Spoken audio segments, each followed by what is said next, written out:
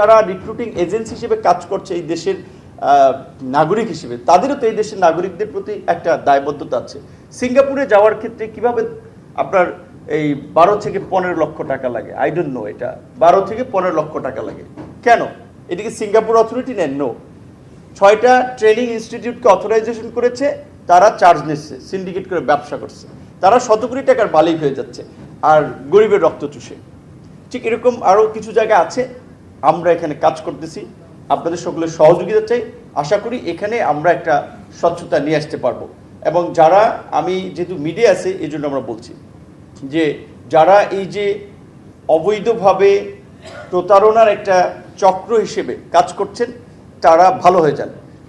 প্রত্যেককে DB, police, বিভিন্ন agency নজরদারি করছে, কোনো রেহাই পাওয়ার সুযোগ নেই। সুতরাং আপনারা যদি এখনও এগুলো বন্ধ না করেন তাহলে আপনাদের কপালে শনির দশা আছে।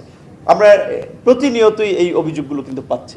সর্বশেষ আজকের এই অনুষ্ঠানে আমাদের বিভিন্ন অংশীজনদের উপস্থিতি এবং বিশেষ করে বিএমইটি সহ তাদের সহযোগী যে সমস্ত আমাদের পার্টনার অর্গানাইজেশন আজকের এই প্রক্রিয়া সম্পন্ন করার জন্য হেল্প করেছে, তাদেরকে অনেক ধন্যবাদ।